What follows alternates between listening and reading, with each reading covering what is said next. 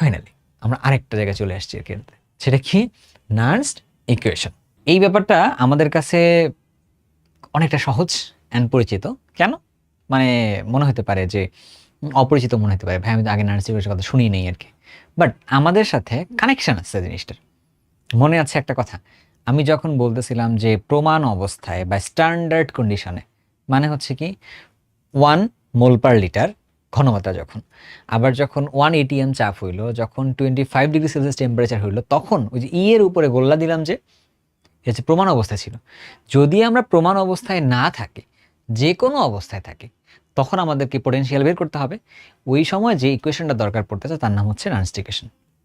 কথা বুঝতে পারতেছো? তার পরিচিত হয়ে গেল না, তাই না? হয়তো নামটা শুনে নি আর কি। ঠিক আছে, তুমি চাইলে মনে রাখতে পারো যে নানা ইকুয়েশন আর কি, ঠিক আছে?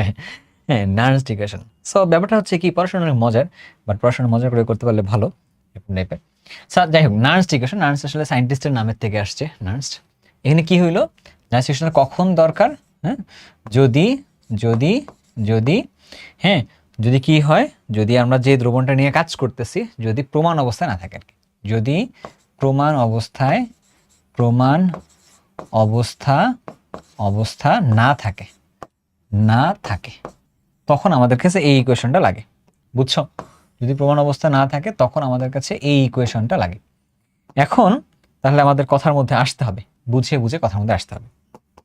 নর্মালি যদি বলি, প্রমাণ অবস্থায় কোনো একটা কোষে, ধরো আমরা একটা কোষ নিলাম, আমরা একটা কোষ নিচ্ছি হচ্ছে ধরো জিঙ্কের সাথে, না আমরা কিছু লিখবো না আর কি আপাতত। আমরা ধরো যে এরকম লিখবো, যে আমরা এরকম লিখবো হচ্ছে রিয়েক্টেন্ট থাকে, মানে বিক্রিয়ক থাকে রিয়েক্টেন্ট, এখান থেকে আমাদের কাছে যাচ্ছে হচ্ছে কি প্রোডাক্টে যায় আর কি, আমাদের কাছে এইটা প্রোডাক্টে যায়, এটা আমাদের কাছে প্রোডাক্টে যায়। এই হচ্ছে অবস্থাটা। রিয়েক্টেন্টের সামনে ব্যালেন্স করলে এক্স আসে, ওয়াই এর সামনে ব্যালেন্স করলে, মানে প্রোডাক্টের সামনে ব্যালেন্স করলে ওয়াই আসে। এটা হচ্ছে তার সমতাকৃত সহগগুলো আর কি, লিখলাম। এবার যদি আমি এই ইকুয়েশনের জন্য চিন্তা ভাবনা যদি করি, এটার জন্য একটা স্ট্যান্ডার্ড কন্ডিশনে ওর একটা সেল পোটেনশিয়াল থাকবে, একটা সেল পোটেনশিয়াল আছে ই সেল। যদি এটা প্রমাণ অবস্থায় থাকে তাহলে তো এরকম একটা মান বের করতে পারবো। যদি প্রমাণ অবস্থায় না থাকে তাহলে কি হবে, তাহলে যে ভ্যালুটা হবে এটার নাম হচ্ছে ই সেল। এখানকার মাথার উপরে ওই গোল্লাটা নাই, মানে প্রমাণ অবস্থাটা নাই। তাহলে তখন ফুল ইকুয়েশনটা কেমন হবে, আর T divided by N F. তুমি মনে করতেছো ভাই এন এফ দিব না, আমি ইএফ দিব। ইএফ দিতে পারো, এমন হচ্ছে তুল্য সংখ্যার কথাটাই বলতেছে আর কি, বাট আমি বলবো তুমি এখানে এন এফটা দাও। কেন এন এফটা দিতে বলতেছে ভাইয়া, বলার পিছনে লজিকটা হচ্ছে যে টোটাল কতটা ইলেকট্রন ট্রান্সফার হয়েছে তুমি এটা লিখো আর কি, ঠিক আছে? আচ্ছা, টোটাল কতটা ইলেকট্রন ট্রান্সফার হয়েছে তুমি ওইটা লেখো, লিখছো। এরপরে হচ্ছে লন, তুমি লনের কথা মনে আছে, লন। এরপরে হচ্ছে কিউসি, কিউসি মনে আছে, যে আমরা যদি একটু উভমুখী বিক্রিয়ার মধ্যে যদি থাকি, বাট সেটা সাম্যাবস্থা ধরো যে অর্জন করেনি, উভমুখী বিক্রিয়ার মধ্যে আছি বাট সেটা সাম্যাবস্থা অর্জন করে নাই, তখন আমাদের কাছে যে ধ্রুবকটা হয় আর কি, উৎপাদ ডিভাইডেড বাই বিক্রিয়ক করলে, সেটার কথা বলতেছে, কিউসির কথা বলতেছে এখানে। তাহলে একটু ভেঙে লেখেন না জিনিসটারে, তাহলে আমাদের সুবিধা হয়। ই সেল সমান E naught cell minus R T divided by N F ln. উপরে লিখবো কি, উপরে লিখবো হচ্ছে প্রোডাক্টগুলোর ঘনমাত্রার গুণফল, হ্যাঁ, তার উপরে তার যে মোল সংখ্যাটা হবে এটা পাওয়ার হিসেবে ইউজ হবে আর কি, ডিভাইডেড বাই রিয়েক্টেন্ট যতগুলো থাকবে সেই রিয়েক্টেন্টগুলোর ঘনমাত্রার গুণফল, তার উপরে তার যে মোল সংখ্যা থাকবে এটা পাওয়ার হিসেবে ইউজ হবে আর কি। বুঝতে পারছো? তাহলে এটাই হচ্ছে সেইটা, ঠিক আছে? এখন তাহলে যদি আমরা কয়েকটার জন্য যদি লিখতে যাই, ধরো আমরা একটু লিখি, ধরো আমরা লিখলাম জিঙ্ক থেকে জিঙ্ক 2+ হয়, এইটা হচ্ছে আমাদের একটা সেল, ঠিক আছে? আবার লিখলাম কপার 2+ থেকে আমাদের কাছে কপার হয়েছে, এটা একটা অবস্থা।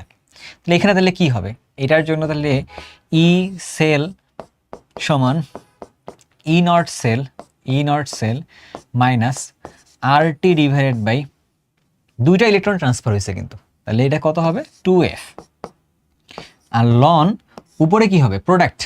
তাহলে তুমি প্রোডাক্ট বুঝবা কেমনে, তুমি বুঝবে এইটা হচ্ছে একটা রিয়েক্টেন্ট, এইটা হচ্ছে প্রোডাক্ট, এটা হচ্ছে রিয়েক্টেন্ট, এটা হচ্ছে প্রোডাক্ট। তাহলে উপরে যাবে প্রোডাক্টগুলো যাবে, তাহলে উপরে যাবে হচ্ছে কি প্রোডাক্ট জিঙ্ক 2+, ঠিক আছে? তার মূল সংখ্যা কত, তার মূল সংখ্যা কিন্তু 1, উপরে 1 লিখছে আর কি। তাহলে কপারটা লিখবেন না, সলিড অবস্থায় তার ঘনমাত্রা কত 1, সলিড অবস্থায় ঘনমাত্রা কত 1। রিঅ্যাক্ট্যান্ট এটা একটা আছে, এটা একটা, তাহলে কোনটা লিখবো? শুধুমাত্র কপার 2+, অর্থাৎ যেটা আয়নিত অবস্থায় আছে ওইটা লিখবো আর কি। হ্যাঁ, বাট বাকিটা যেটা আছে ওটার জন্য ঘনমাত্রা কত আসলে? ঘনমাত্রা 1 ধরে নিয়ে আমরা লিখে দিচ্ছি আর কি এটা। তাহলে এইটার জন্য যদি আমরা নার্নস ইকুয়েশনটা লিখি এই পুরোটার জন্য, তাহলে এইভাবে লিখতে হবে আর কি আমাদের। তাহলে এইভাবে লিখতে হবে, বুঝতে পারছো? আচ্ছা, তাহলে ভাই আমরা যদি জিনিসটাকে আরো কিছুর জন্য যদি করতে চাই, ধরো আমরা একটু লেখার চেষ্টা করি, আমরা একটু লেখার চেষ্টা করি। ধরো অ্যালুমিনিয়াম থেকে অ্যালুমিনিয়াম 3+ হয়েছে। আচ্ছা, এটার সাথে তুমি দিলা হচ্ছে ধরো যে H+ থেকে H2 তে পরিণত হয়েছে, লিখলাম, ঠিক আছে? ওকে, পেঁচানো ঝামেলা লাগবে তো কি তোমার জন্য? আশা করি লাগবে না, তাই লিখি আর কি আমরা। তো এদিকে যদি লিখতে যাই তাহলে কি হলো? ই সেল সমান E naught cell minus R T divided by, এবার বুঝো কয়টা হয়েছে আর কি। এখানে একটা থেকে 3টা ইলেকট্রন গেছে, একটা থেকে একটা করে মোট 2টা ইলেকট্রন নিছে, তাই না? এখানে ট্রান্সফার কত? 2টা। এখানে ট্রান্সফার কত? 3টা। তাহলে এর সামনেও কত আসবে? 2, এর সামনে 2, মোট 6টা। এর সামনে দিলে হচ্ছে কত? এর সামনে দিলে হচ্ছে 6, এর সামনে গেলে হচ্ছে 3। এই তো, কারণ ইলেকট্রন ইন টোটালি করে, এটা তো খেয়াল রাখতে হবে। এই জন্য বলছি যে টোটাল ইলেকট্রন ট্রান্সফারটা লিখতে হবে নিচের মধ্যে আর কি। তাহলে মোট ইলেকট্রন কয়টা ট্রান্সফার হয়েছে? 6টা, তাহলে হচ্ছে 6f দিলাম। এবার লিখবো হচ্ছে লন প্রোডাক্ট কোনটা? এটা হচ্ছে আমাদের কাছে রিঅ্যাক্ট্যান্ট, এটা হচ্ছে আমার কাছে প্রোডাক্ট। এটা হচ্ছে আমার কাছে রিঅ্যাক্ট্যান্ট, এটা হচ্ছে আমার কাছে প্রোডাক্ট। রিঅ্যাক্ট্যান্টের প্রোডাক্টের ক্ষেত্রে শুধু কোনটা যাবে? এইটা, এটা যাবে হচ্ছে এই যে প্রোডাক্টের মধ্যে যাবে কোনটা? অ্যালুমিনিয়াম 3+, তার উপরে তার মোল সংখ্যা কত? তার উপরে তার মোল সংখ্যা হচ্ছে 2, 2টা হচ্ছে উপরের দিকে চলে যাবে, গেল। নিচে কি আসবে? রিঅ্যাক্ট্যান্ট। ভাই আপনি যে এইটা লিখলেন না, হাইড্রোজেনটা লিখবো না? গ্যাসের জন্য ওটাকে আমরা 1 ATM ধরে নিয়ে করতেছি আর কি, 1 ATM ধরে নিয়ে করতেছি। এটা কত? অ্যালুমিনিয়াম। আর H+ এর জন্য, তাহলে H+টা যাবে, তার উপরে কত যাবে? তার উপরে যাবে হচ্ছে 6 যাবে, কারণ এটার সামনে ভাই কত বসছে? 6 বসছে আর কি। যত বসবে এটা তার উপরে তার মোল সংখ্যাটা তত হয়ে যাবে। তাহলে এইটা হলো এইটার জন্য আমাদের কাছে নার্স ইকুয়েশনটা এটা। তো নার্স ইকুয়েশনটা কেমনে লিখতে হয় ভিন্ন ভিন্ন রিঅ্যাকশনের জন্য, এটা তুমি বুঝতে পারছো? ভাই এটা তো আপনি ফুল সেলটার জন্য লিখলেন, হোয়াট ইফ আমি হাফ সেলের জন্য লিখবো? তাও লিখতে পারবো। E of oxidation, E not oxidation, RT divide by যত ইলেকট্রন ট্রান্সফার হয়েছে, লন প্রোডাক্টটা শুধু লিখবা আর কি, ডিভাইড বাই রিঅ্যাক্ট্যান্টটা লিখবা, হয়ে গেল। আচ্ছা ভাইয়া, আমি এই ইকুয়েশনটার আরেকটা রূপ দেখছি আর কি, ঠিক আছে? আরেকটা রূপ, সেটা আবার কীরকম জানো তো? সেটা আবার কীরকম?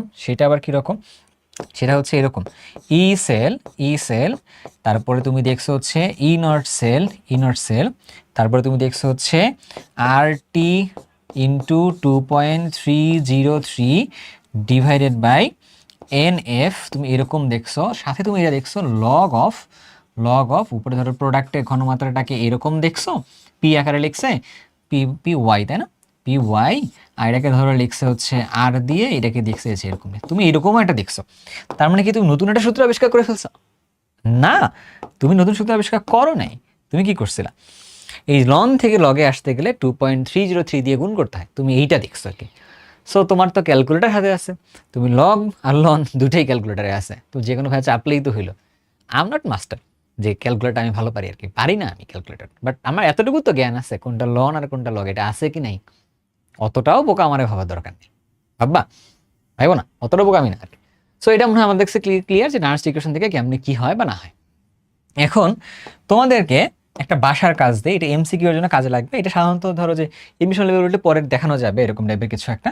ধরো আমি যদি তোমার এরকম বলি, এটা হচ্ছে বাসার কাজ, তুমি আমার বাসার কাজটা করে আমাদের গ্রুপগুলোর মধ্যে দিয়ে দিবা আর কি, ঠিক আছে? আগে বলছিলাম কোথায় দিবা না দিবা, তবু একটু বলে দিচ্ছি কি কাজ দিবা। ধরো আমি কখনো ওই রিঅ্যাকশনের মধ্যে প্রোডাক্টের ঘনমাত্রাটা বাড়াইলাম, তাহলে তুমি আমাকে বলবা তাহলে ই সেল কি হবে, তাহলে ই সেল কেমন হবে, কমবে নাকি বাড়বে, এটা হচ্ছে 1 নাম্বার। 2 নাম্বার কথা হচ্ছে, হ্যাঁ, আমি যদি তাপমাত্রা বাড়াই বাকি সব কিছু ঠিকঠাক আছে, তখন ই সেল কি হবে, এই দুইটা তুমি সুন্দরভাবে করে আমাদের গ্রুপগুলোর মধ্যে জানিয়ে দিবা আর কি, বুঝছো? তোমার কনফিউশন লাগলে আমি আছি, আর তোমার কনফিউশন না লাগলে তোমার সাথে তুমি আছো, বুঝছো কথাটা? Okay, so I guess Nernst equation ব্যাপারটা এটা নিয়ে ক্লিয়ার হয়ে গেছে আর কি। আচ্ছা, নার্স ইকুয়েশন তো ক্লিয়ার হইলো, বুঝলাম, আমরা এটা দিয়ে ম্যাথ করতে যাইতে পারবো। তো যাওয়ার আগে তোমাকে আমি ছোট্ট কিছু ইনফরমেশন দিব। পিএইচ নির্ণয় করা যায় যে এটা দিয়ে আর কি। যদিও বা এইচএসসি পরীক্ষায় আমাদের এটা নিয়ে আসার চান্স কম, বাট ইচ্ছা করতেছে দেখাইতে আর কি। রাখি না এটা স্কোপটা, বাট একটু দেখাইতে ইচ্ছা করতেছে, একটু দেখি পারি কিনা আমরা এর সাথে পিএইচ কেমন কানেক্টেড হয়। চলো দেখি, একটু আসো, একটু দেখি। এটা বলতে পারো এটা একটু এক্সট্রা জিনিসপত্র পড়াচ্ছি আমরা, হ্যাঁ। তো আমরা দেখি একটু করতে পারা যায় কিনা আর কি। ধরো পিএইচ নির্ণয় করা যায় কিনা, পিএইচ নির্ণয় করা যায় কি না, বুঝছো? পিএইচ নির্ণয় করা যায় কিনা। এখন তোমাকে বুঝতে হবে যে পিএইচ নির্ণয় করতে যাবা, তুমি যে করতে যাবা তাহলে কিভাবে কি হয় আগে। ধরো H2 থেকে H প্লাসে গেছে, এটা হচ্ছে আমাদের কাছে কি একটা জারণ বিক্রিয়া ঘটছে আর কি, তাই না? জারণ বিক্রিয়া ঘটছে। তাহলে এখান থেকে আমরা একটু দেখি, ধরো ই অফ অক্সিডেশন, এখান থেকে ই অফ অক্সিডেশন ঘটছে আর কি, তাই না? আবার ই অফ রিডাকশনও ঘটতে পারে, H প্লাস থেকে H2 তে গেলেও রিডাকশনও ঘটতে পারে, হতে পারে, সমস্যা নেই। তাহলে আমরা যদি এরকম লিখি ই অফ অক্সিডেশন, এটা হচ্ছে কি অবস্থায় আছে, প্রমাণ অবস্থায় আছে, মানটা 0 ধরলাম। আর ই অফ অক্সিডেশন প্রমাণ অবস্থায় নাই, মানে যে কোনো অবস্থার মধ্যে আছে। তাহলে কি লেখা যায়? লেখা যাবে হচ্ছে আর টি ডিভাইডেড বাই 2F। 2 কোথার থেকে পাইলা? কারণ দুইটা ইলেকট্রন, একটা থেকে একটা ইলেকট্রন ছেড়ে দেয়, দুটো থেকে দুটো ইলেকট্রন ছেড়ে দেয়, দ্যাটস ওয়াই তোমাকে 2 ইলেকট্রন লিখতে হলো আর কি, লিখলাম। তাহলে কি হবে এখানে, লগ অফ না লন অফ লিখবা? আমরা একটা কাজ করি, এখানে 2.303 করে দিয়ে 2.303 দিয়ে এটা মশা ক্লাস করতেছে বা মাছি ক্লাস করতেছে, হ্যাঁ, দিয়ে কি লিখতে হচ্ছে এখানে আমাদের কাছে, লগ অফ কত, H প্লাসের ঘনমাত্রা তার উপরে square divided by P of hydrogen, এটা আংশিক চাপ হচ্ছে 1 ধরে নিছি আর কি, আমরা এটাতে নিলাম। তাহলে কি লেখা যায়, ই অফ অক্সিডেশনের মান 0 তো 0ই, তাহলে আর টি ইন্টু 2.303 ডিভাইডেড বাই 2 দিলাম। এখানে কি লেখা যায়, এটার মানটা যদি 1 ধরে নিই তাহলে কি লেখা যাবে, লগ অফ H প্লাসের ঘনমাত্রা তার উপরে স্কোয়ার নিলে তাহলে কি হবে, নিলে এরকম লেখা যায় কিনা, ই অফ অক্সিডেশন, আর এই 2টা সামনে চলে আসবে, নিলাম R T into 2.303 divided by 2F into 2, সাথে হচ্ছে কত, লগ অফ H প্লাসের ঘনমাত্রা লিখলাম। দেখো এই 2 আর এই 2 কেটে দেওয়া যায়, দিলে তাহলে কি লেখা যাবে, ই অফ অক্সিডেশন দিলাম, মাইনাসের জায়গায় প্লাস দিলাম, তাহলে এই মাইনাসটা ওপাশে নিয়ে যাবো আমি, তাই আর টি ইন্টু 2.303 ডিভাইড বাই হচ্ছে এফ। এখন তুমি কি লিখতে পারো, এই যে মাইনাসটাকে বসে দিচ্ছে, মাইনাস লগ অফ H প্লাসের ঘনমাত্রা। এইভাবে কি জিনিসটা লেখা যায় কিনা বলো তো? লেখা যায় তো, তাই তো, লেখা যায়। তাহলে এখানে কি লেখা যাবে, ই অফ অক্সিডেশনের ভ্যালুটা ধরে নাও, তর্কের ক্ষেত্রে কিছুক্ষণের জন্য ধরে নাও, এখানকার মানটা 0, ধরে নাও কিছু নেই, এইটার থেকে এটা গেলে মানটা যে 0 হয় তুমি আগের থেকে জানো। এটা 0 যদি হয় তাহলে কি লেখা যায়, আর টি ইন্টু 2.303 ডিভাইডেড বাই 96500, যদিও বাট এটাকে আমরা হচ্ছে ওইভাবে লিখবো না, আমরা এটাকে হচ্ছে কি লিখবো, এটা হচ্ছে এফই লিখবো আর কি। লিখলাম, লেখার পরে এখানে কি লেখা যাবে, এটা পিএইচ লেখা যাবে। তাহলে আমরা ওই সিস্টেমটার জন্য যদি ওইটার যদি সেলের পোটেনশিয়াল যদি আমরা জানি, ওই সেলটার পোটেনশিয়াল যদি জানি, তাহলে কি পিএইচ এর মান বের করতে পারবো। দেখো আর টি বাই এফ কি আসলে, শুধু এটা জানলে এটা বের করা যায়, পিএইচ জানলে আবার ই অক্সও বের করা যায়। ই অক্স মানে কি, পোটেনশিয়ালটাও বের করা যাবে আর কি। কথা কি বুঝতে পারছো কিনা বলো? কোনো কি ডাউট আছে তোমার? নাই, ঠিক আছে, ওকে। তার মানে এখান দিয়ে এটা থাকলে করা যেত, যদি তোমাকে এখানে বলে দিতাম যে ভাই পিএইচ এর মান হচ্ছে অমুক, ঠিক আছে, অমুক, পিএইচ এর মানটা হচ্ছে তোমার বলে দিলাম অমুক, টেম্পারেচার বলে দিলাম তোমার কাছে হচ্ছে তমুক, ঠিক আছে, টেম্পারেচার বলে দিলাম তমুক, তার তো কিছু নাই এখানে। আর এর মান কত, আর এর মান তুমি জানো শক্তি নির্ণয়ের ক্ষেত্রে 8.3314 এটা ইউজ করতে হবে।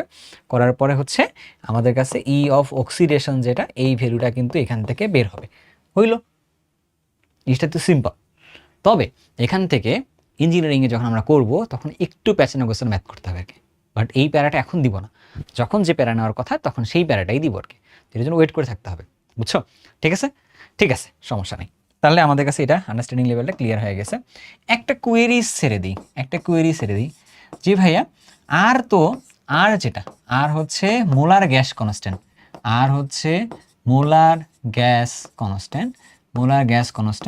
তাহলে এই গ্যাস কনস্ট্যান্ট তো গ্যাসের সাথে কানেক্টেড, বাট আপনি যখন কাজ করাচ্ছিলেন আপনি কিন্তু নার্স ইকুয়েশন সবসময় গ্যাস বলেননি, এখানে লিকুইডও হতে পারে, এখানে অ্যাকোয়াসও হতে পারে ভাইয়া। তার মানে তো ভাইয়া ঝামেলা। তাহলে এখানে কেন আপনি আর ইউজ করলেন, কেন এই ইকুয়েশনে কেন আর ইউজ করছে, এটাকে বলতে পারবেন? এটা তোমাদের কাছে, এই কোয়েরিটা অ্যান্সার তোমরা দিবে আর কি, বুঝছো? তোমরা ভাইয়া পারে না। এখন চলো আমরা কিছু অ্যান্সার করি, তারপরে দেখা যাক কি হবে। হ্যাঁ, তারপরে হচ্ছে কি উদ্দীপকের অ্যানোডের দ্রবণটিকে দীর্ঘকাল জিঙ্ক পাত্রে সংরক্ষণ করা যাবে কিনা। এখন তুমি দেখো উদ্দীপকের অ্যানোড যেটা আর কি, উদ্দীপকের অ্যানোড আমি প্রশ্ন পড়ি একটু ভালোভাবে আগে, তারপরে এখান থেকে এটা, এখান থেকে এটা, এটা হচ্ছে এটা, দ্রবণটিকে দীর্ঘকাল জিঙ্ক পাত্রে রাখা যায়। উদ্দীপকের অ্যানোডের দ্রবণটিকে, এখানে অ্যানোড কোনটা, জিঙ্ক পাত্রে সংরক্ষণ করা যাবে কিনা, এখানে অ্যানোড ক্যাথোড কিন্তু আলাদা করে দেওয়া নেই, তাই না? কোশ্চেনগুলো কি এরকম হয়ে গেছে, আলাদা উদ্দীপক মিসিং। ধরো যে এইখানে এটা ধরো জিঙ্কের পাত্র, এটা হচ্ছে দিলাম জিঙ্কের একটা পাত্র নিচে আর কি, যার পাত্র ওইটাকে অ্যানোড হিসেবে কাজ করাই নিয়ে দেখবা, যার পাত্র ওইটাকে অ্যানোড হিসেবে কাজ করে নিয়ে দেখবা জিঙ্ক, জিঙ্কের সাথে এটা নিয়ে কাজ করার কিছু নাই আসলে, তাহলে কি দিব এখানে, নিকেল দেওয়া যাবে কিনা। ধরো জিঙ্কের সাথে তুমি যদি নিকেল 2+ দাও, তুমি যদি নিকেল 2+ দাও তাহলে কি হবে তখন, তখন হচ্ছে জিঙ্ক 2+ এর সাথে নিকেল, নিকেল, এই হচ্ছে অবস্থাটা আর কি, ঠিক আছে এরকম। তাহলে এই ক্ষেত্রে তোমাকে আগে এখানে ই সেল বের করতে হবে, তোমাকে ই সেল বের করতে হবে। ই সেল বের করার সময় তুমি কি দেখবা, ই সেল না ই নট সেল বের করবে আর কি, তখন জিঙ্ক থেকে জিঙ্ক 2+ হইলে এর মানটা হচ্ছে 0.76, নিকেল 2+ থেকে নিকেলে গেলে গেলে কত, -0.25, এটা হিসাব নিকাশ করলে কত আসতেছে 1.5 এত প্লাস। তার মানে হচ্ছে কি, তাহলে এটা বলতে পারবো জিঙ্কের পাত্রের মধ্যে তুমি নিকেল 2+ রাখা যাবে না।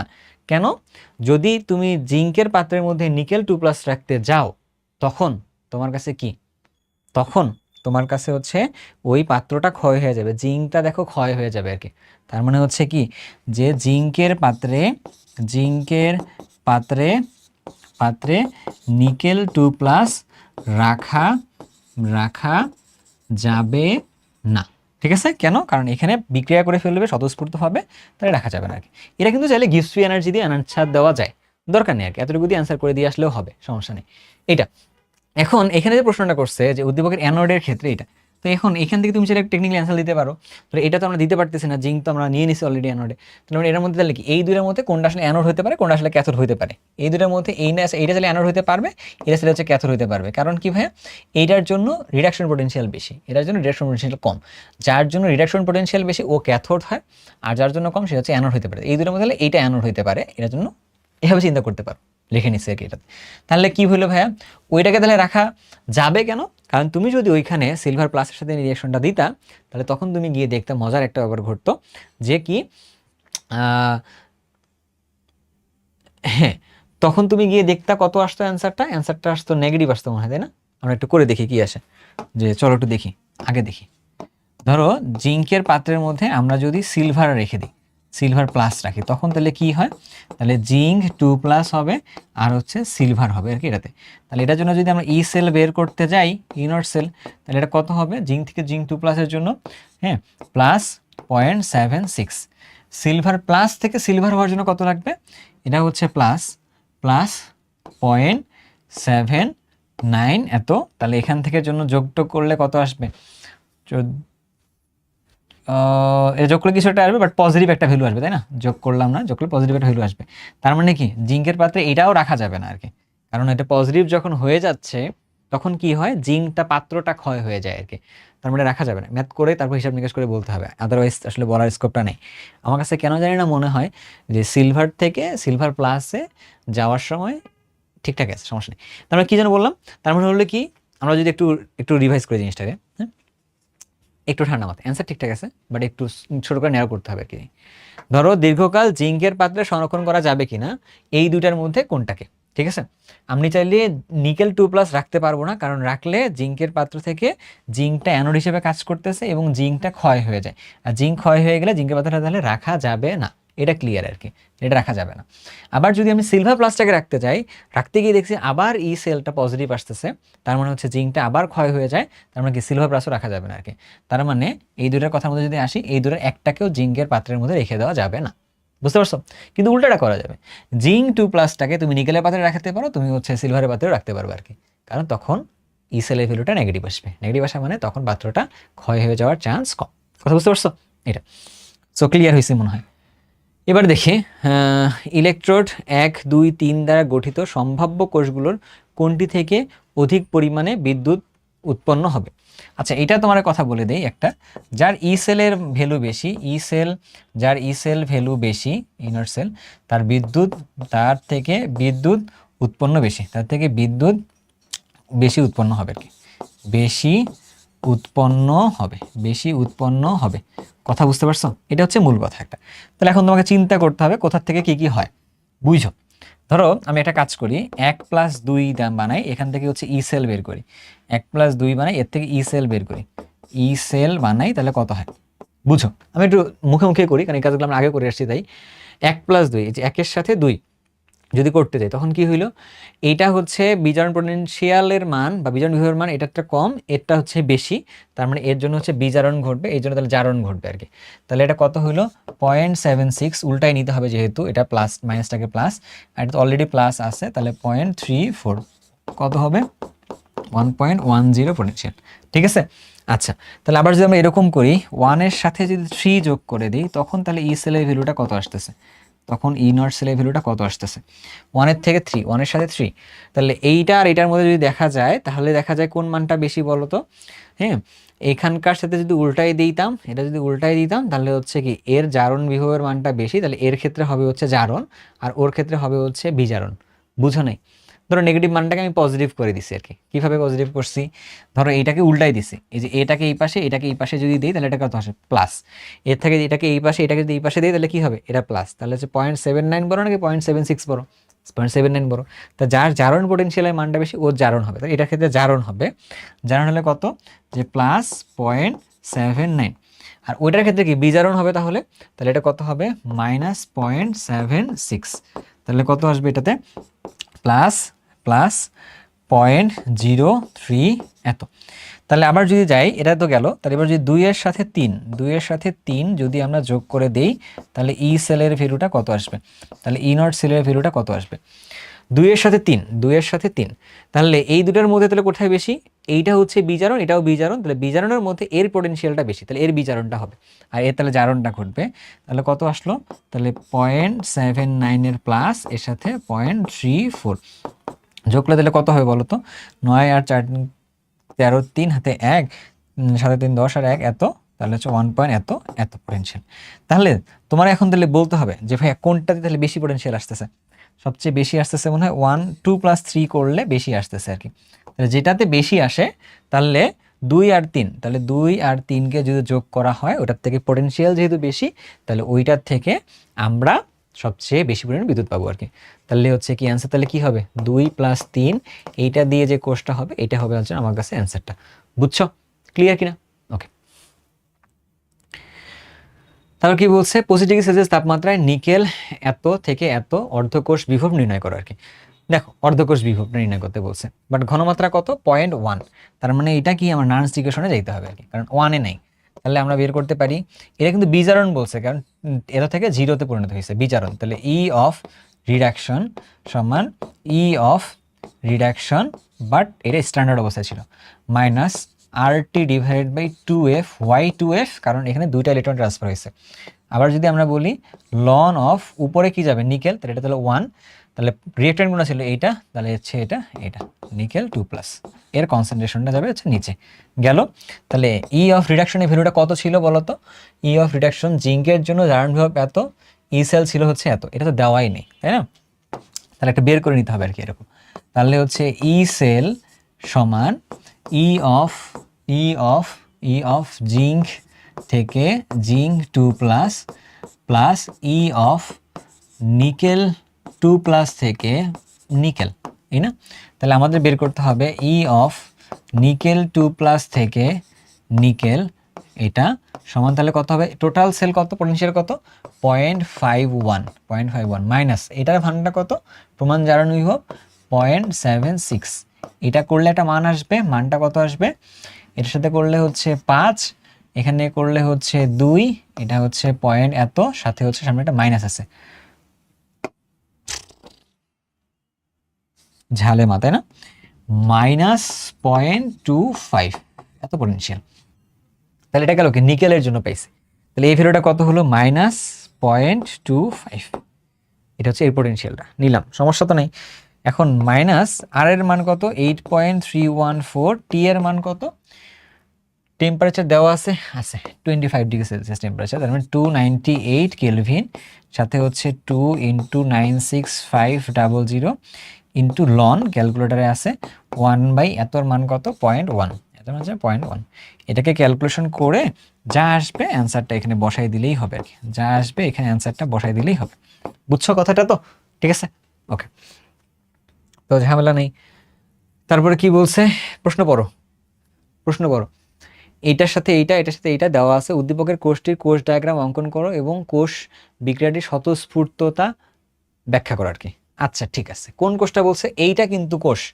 দেখো এটা হচ্ছে সেল নোটেশন দেওয়া আছে, তোমার লাগবে হচ্ছে কি কোষের কি লাগবে, ডায়াগ্রামটা লাগবে। ডায়াগ্রামটা কেমনে করে এটা আমি রাফলি একটা বলে দিই।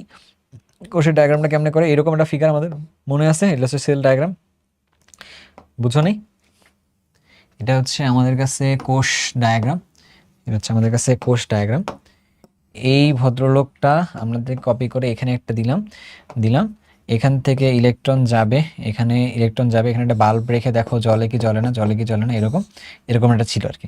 তাহলে এখান থেকে ইলেকট্রন যায়, এখানে ইলেকট্রনরা প্রবেশ করে, এখান থেকে একটা এরকম টাইপের থাকবে, কারণ এটা দুইটা পাত্রের কথা অলরেডি বলে দিলাম এখানে আমরা।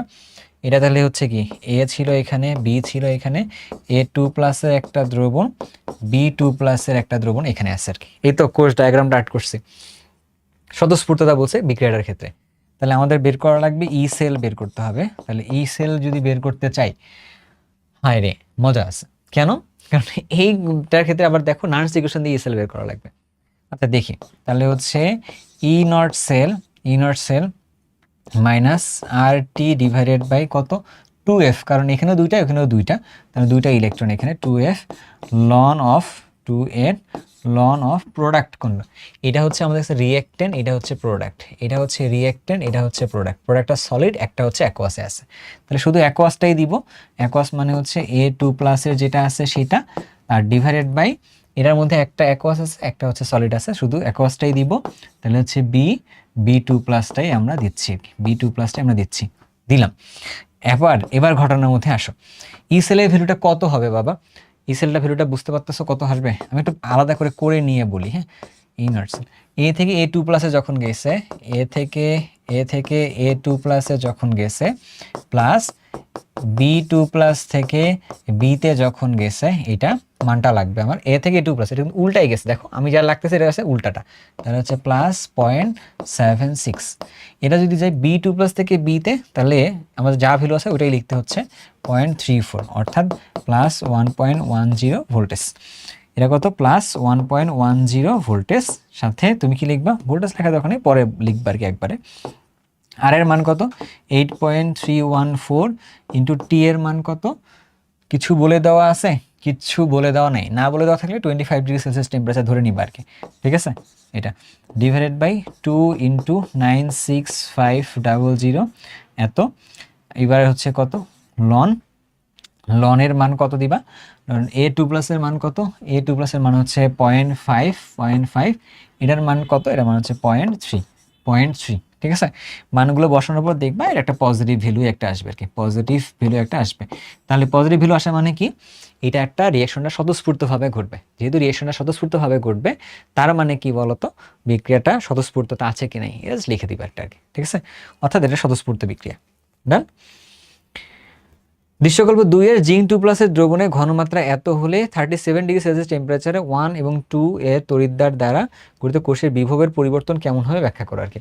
1 আর 2 দ্বারা পারবা না করতে, পারবা। আমি একটু পরিবর্তন, বিভবের পরিবর্তন বলছে, মানে ডেলটা বলছে আর কি এটাতে। তাহলে ই সেল মানে পরিবর্তিত ঘনমাত্রা তাহলে কত হবে, ই নট সেল যেটা আছে, ই নট সেলটা বের করলে তো বুঝতে পারতেছো কত আসবে, দুটোকে যোগ করলে কত হয়, একবার লিখে দিই 1.10 আসবে, দুটোকে করলে নিলাম। নেওয়ার পরে তাহলে কি আসবে, আর টি ডিভাইডেড বাই, মান যেহেতু বলে দেওয়া নাই, ও বলে দিছে, এবার দেখো আর এর মান আছে, আর এর মান তুমি জানো 314, টি এর মান কত 37 ডিগ্রি সেলসিয়াস টেম্পারেচার মানে 280 এর সাথে 310, তাই না?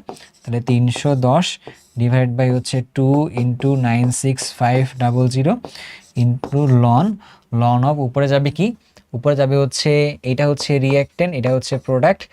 এটা কিন্তু উল্টাই যাবে আবার ঘটনাটা, এটা হচ্ছে রিঅ্যাক্টেন্ট, এটা হচ্ছে প্রোডাক্ট, কারণ তুমি এটা কিন্তু দুইটা মানটাকে উল্টে দিতে হবে। তুমি রিঅ্যাকশনটা একটু এটা লিখলে বুঝতে পারো। আচ্ছা বুঝা নাই, তাই না? জিঙ্কের সাথে কপার 2+ বিক্রিয়া করে জিঙ্ক 2+ হবে আর কপার হবে আর কি, তাই না? তাহলে এটা হচ্ছে রিঅ্যাক্টেন্ট, এটা রিঅ্যাক্টেন্ট না, এই জন্য বলছি এটা রিঅ্যাক্টেন্ট। তাহলে উপরে যাবে কি, প্রোডাক্ট যাবে হচ্ছে এইটা জিঙ্ক 2+ এরটা। জিঙ্ক 2+ এর ঘনমাত্রা কত 1.5 ইন্টু 10⁻⁴ এত।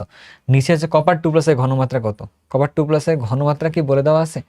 না, কপার 2+ এর ঘনমাত্রা এত হলে, কপার 2+ এর ঘনমাত্রা কিন্তু বলে দেওয়া নাই। তাহলে না দেওয়া থাকলে ধরো 1 ধরে নিচ্ছে আর কি, মানে 1 মোলারে আছে, প্রমাণ অবস্থাতেই আছে, নিলাম। তাহলে বলে দিলে তাহলে এখান থেকে তুমি ই সেলের মানটা পাবা, তাই না? তুমি এখান থেকে ই সেলের মানটা পাবা, ই সেলের মানটা পাবা আর কি, এরকম একটা মান পাবা, এত পটেনশিয়াল পাবা। তাহলে এটা হচ্ছে তার পরিবর্তিতটা, যে ঘনমাত্রা এরকম করলে এত হয়। তাহলে ই সেলের মান কত, ই নট সেলের মানটা হচ্ছে 1.10। তো সেখান থেকে এইটা বাদ দিলে পরিবর্তনটা বের করতে পারবা, যে কতটুকু পরিবর্তন হয়েছে সেটা, বুঝছো? আশা করি করতে পারবা এটা। তারপরে কি আছে, কিউ পাত্রে দ্রবণটি আয়রন ম্যাগনেসিয়াম পাত্রে কোনটিতে রাখা যৌক্তিক? কিউ মানে এই পাত্রে দ্রবণ যেটা আছে এটা হচ্ছে অ্যালুমিনিয়াম 3+। হ্যাঁ, এটাকে কোথায় রাখবা, আয়রনে রাখবা নাকি ম্যাগনেসিয়ামে রাখবা? তো দেখি আমি দুইটা ভাবেই আগে, ধরো আয়রনের পাত্রের সাথে রাখতে গেলে আয়রনকে অ্যানোড নিতে হবে। অ্যালুমিনিয়াম 3+ যদি রাখতে যাই তাহলে হচ্ছে কি আয়রন 2+ হবে, অ্যালুমিনিয়াম 3+ অ্যালুমিনিয়ামে পরিণত হবে। তখন এই ক্ষেত্রে আমাকে আগে ই সেল বের করতে হবে। আমি একবারে করি, তুমি তো ভেঙে ভেঙে লিখবা। ই সেল করবো, আয়রন থেকে আয়রন 2+-এ গেলে, আয়রন থেকে আয়রন 2+-এ গেলে +0.44, এটা থেকে এটাতে গেলে কি হবে, অ্যালুমিনিয়াম উল্টায় যাবে, তাহলে হচ্ছে -1.66, তাহলে নেগেটিভ একটা ভ্যালু আসবে, মোস্ট প্রবাবলি -1.22 এত ভোল্টেজ। তাহলে এই জায়গায় রাখা যাবে, কারণ এটা হচ্ছে অস্বতঃস্ফূর্ত বিক্রিয়া, তার মানে এখানে বিক্রিয়া হচ্ছে না। যদি বিক্রিয়া না হয় আমার জন্য ভালো, তার মানে হচ্ছে এখানে রাখা যাবে। হ্যাঁ, এখানে হ্যাঁ আয়রনের পাত্রে রাখা যাবে, আয়রনের পাত্রে রাখা যাবে, গেল। এবার যাই, তাহলে ম্যাগনেসিয়ামের পাত্রে কি অবস্থা হয়? ম্যাগনেসিয়ামের সাথে তুমি যদি দিয়ে দাও অ্যালুমিনিয়াম 3+টাকে, তখন কি হবে, ম্যাগনেসিয়াম 2+ হবে, সাথে হচ্ছে অ্যালুমিনিয়াম হবে। তুমি এটার জন্য ই সেল তাহলে বের করো, কত আসে ই সেলের মানটা, ইনট সেলের মানটা। ম্যাগনেসিয়ামের জন্য কত হয় 2.3, এটা অ্যালুমিনিয়ামের জন্য তাহলে কত, অ্যালুমিনিয়ামের জন্য আসে হচ্ছে -1.66, ঠিক আছে? এটা তাহলে এত যদি হয় তাহলে কত আসতেছে, বিয়োগ করলে কিছু একটা আসবে, মানটা হচ্ছে পজিটিভ একটা মান আসবে আর কি, পজিটিভ ভোল্টেজ একটা আসবে, তাই না? আচ্ছা, যদি পজিটিভ আসে তার মানে কি রাখা যাবে না, ম্যাগনেসিয়াম পাত্রে রাখা যাবে না, ম্যাগনেসিয়াম এর পাত্রে রাখা যাবে না, বুঝছো? রাখা যাবে না, সিম্পল কথা। তো ক্লিয়ার কিন্তু অ্যান্সারগুলো, ঠিক আছে? আমরা এইগুলো প্রশ্ন আমরা অনেক করে ফেলছি, কিছু প্রশ্ন তো রেখে দেওয়া উচিত। এত থেকে এত, এত থেকে এততে গেছে, প্রমাণ বিজারণ বিভবের মান এত দিয়ে দেওয়া আছে। তারপরে কি বলছে, দুটি অর্ধকোষ দ্বারা গঠিত কোষের বিভব কত হবে, কি বিজারণ বিভবের মান দিয়ে দেওয়া আছে। এটার বিজারণ বিভবের মান হচ্ছে কম, ওটারটা হচ্ছে বেশি, তাহলে এইটা হচ্ছে বিজারণ হবে, তাহলে এর হবে জারণ হবে আর কি এটাতে। তাহলে আমরা জানি ই সেল সমান E of oxidation plus E of reduction, উপরে কিছু গোল্লা আছে। হ্যাঁ, তাহলে ই রিডাকশনটা ঠিকঠাক আছে 1.56, এটার মানটা কত দেখো, এর উল্টা দিতে হবে, তাহলে উল্টা দিতে গেলে -0.80, এখানে হিসাব নিকাশ করলে কত আসে, হিসাব নিকাশ করলে আমি যদি ভুল না করে থাকি তাহলে কত আসবে, +0.76 আসা উচিত। তাহলে ই সেলের মানটা হচ্ছে এত। তাহলে আমরা অলরেডি বুঝতে পারছি কোনটা অ্যান্সারটা হবে, বুঝছো কথাটা? আমার কথা কি বোঝা যায়? কথা বোঝা যায়, ওই পর্যন্ত বোঝা যায়? হ্যাঁ, আচ্ছা। ম্যাগনেসিয়াম ধাতুর তৈরি পাত্রে জিঙ্ক ক্লোরাইড এর দ্রবণ রাখলে কোষটির ইএমএফ কত হবে আর কি। কিসের কথা বলছে এটা, ম্যাগনেসিয়ামের সাথে জিঙ্ক ক্লোরাইড রাখলে কি হবে, ধরো ম্যাগনেসিয়াম ক্লোরাইড তৈরি হবে, তার সাথে হচ্ছে যে জিঙ্ক এটা হবে আর কি। তাহলে এক্ষেত্রে আমাদের যদি আগে ই সেল বের করতে বলছে, ই সেল বের করলে কত হবে, ই অফ ম্যাগনেসিয়াম থেকে ম্যাগনেসিয়াম 2+, আবার ই অফ জিঙ্ক 2+ থেকে জিঙ্ক, এই তো ঘটনাগুলা। তাহলে ই অফ ম্যাগনেসিয়াম থেকে ম্যাগনেসিয়াম 2+ কত, এটা হচ্ছে 2.37, জিঙ্ক থেকে এটা কত, এটা যেটা আছে উল্টাটা লাগবে আমার জন্য, তাহলে -0.76। এইটা করলে কত আসে, বিয়োগ করার পরে যেটা আসবে এটার অ্যান্সারটা এটা হবে আর কি। সো এটা একটু করে নিবা, পারবা না? এটা বিয়োগ করলে বাবা অ্যান্সার মিলবে। হ্যাঁ, তারপরে কি, লিথিয়াম, সোডিয়াম, জিঙ্ক, কপার এর প্রমাণ জারণ বিভব যথাক্রমে এত এবং এত হলে তড়িৎ বিশ্লেষণের সময় কোন আয়নটি সর্বপ্রথম চার্জ মুক্ত হবে? জারণ বিভব বলছে, ও আয়নের কথা বলছে, বি কেয়ারফুল। এটা আমরা আগেই পড়ছিলাম, শুরুতেই পড়ে আসছি। এটাতে আমরা একটু বলি, লিথিয়াম প্লাসটা উপরে, তারপরে হচ্ছে সোডিয়াম প্লাসটা, তারপরে হচ্ছে জিঙ্ক 2+টা, তারপরে সবার নিচে হচ্ছে কপার 2+টা। আমি এইরকম একটা জিনিস দিয়ে বলেছিলাম, এইটা যত নিচের দিকে আসবে ক্যাটায়নের ক্ষেত্রে ততকে চার্জ মুক্ত হওয়ার প্রবণতা তত বাড়বে, অর্থাৎ বিজারণ বিক্রিয়া করার প্রবণতা তত বাড়বে। কার জন্য হবে? তাহলে হচ্ছে এইটার জন্য হবে, এই ভদ্রলোকের কারণে হবে। বুঝছো? বুঝছো? জিনিসটা তো ক্লিয়ার না? ওকে, এবার যাই, এইটা যেটা আছে ক্যাথোড হিসেবে কোনটি ব্যবহার করা যাবে আর কি, এখান থেকে এর সাথে ক্যাথোড, তাহলে এইটা যদি অ্যানোড হয়, এটা যদি অ্যানোড হয় তাহলে ক্যাথোড হিসেবে কোনটা ব্যবহার করা যাবে? বুঝছো? মানে আমাদের কাছে একটা ব্যাপার স্যাপার ছিল না, ধরো যে লিথিয়াম ছিল, তারপর সোডিয়াম ছিল, এরপরে হাইড্রোজেন আছে, এর নিচে কপার আছে, তাহলে এদের নিচের গুলাকে হচ্ছে অ্যানোড হিসেবে এদের নিচেকে ক্যাথোড হিসেবে ব্যবহার করা হয়, আর উপরে এগুলোকে ধরো যে অ্যানোড হিসেবে ব্যবহার আমরা করেছিলাম আর কি, অ্যানোড হিসেবে ব্যবহার করা যায়। ঠিক আছে, অ্যানোড হিসেবে ব্যবহার করা হয়, কারণ ওদের ক্ষেত্রে জারণ বেশি, এদের ক্ষেত্রে বিজারণের প্রবণতা বেশি থাকে। আচ্ছা, তাহলে হাইড্রোজেন যদি আমাদের কাছে কি হয়, অ্যানোড হয়, তাহলে হাইড্রোজেন নিচে যে আছে ও তাহলে ক্যাথোড হিসেবে যাবে। তাহলে হাইড্রোজেন নিচে কে আছে? হাইড্রোজেনের নিচে আছে যে কপার আছে, তাহলে কপারটার ক্ষেত্রে যাবে। বুঝছো? বুঝছো? ওকে, তারপর যদি আমরা যাই এ থেকে এত, এত থেকে এত কোষের জন্য নার্স ইকুয়েশন, তাহলে কোনটা হবে? দেখো মজা লাগবে আমার কাছে, এটা হচ্ছে আমাদের রিঅ্যাক্টেন্ট, এটা হচ্ছে আমাদের কাছে প্রোডাক্ট, এটা হচ্ছে আমাদের কাছে রিঅ্যাক্টেন্ট, এটা হচ্ছে আমাদের প্রোডাক্ট। তাহলে প্রোডাক্টের জায়গায় দেখলাম শুধু বিএন আছে আর কি, এখানে বিএন। তাহলে বিএন আছে কোথায়? বিএন হচ্ছে উপরের দিকে আছে, এখানে একটা আছে বিএন উপরে, এখানে একটা আছে, তাহলে বাকিগুলো হবে না, তাহলে বাকিগুলো হবে না। ক্লিয়ার হয়েছে? আবার হচ্ছে এ এন, এটা হচ্ছে নিচে থাকবে, এ এর নিচে আছে, এখানেও আছে, এখানেও আছে, সমস্যা নেই। এবার তাহলে দেখি, হ্যাঁ, তাহলে এই দুটোর মধ্যে মিলাইতে হবে আর কি আমাদেরকে। দেখি কি হইলো ঘটনাটা। E cell RT divide by NF ln এত মাইনাস আছে, তার মানে এইটা হওয়ার চান্স বেশি, এটা হওয়ার চান্স বেশি, ভুল দেখতেছি না। ই সেল এত, দেখো এনএফ দেয় নেই, আবার এখানে দেখো আবার এনএফটা দেয়নি, এনএফ তো দিতে হবে তাই না, এনএফ দিতে হবে, দ্যাটস ওয়াই এখানে হয়নি। বুঝছো ঘটনাটা কি? ওকে,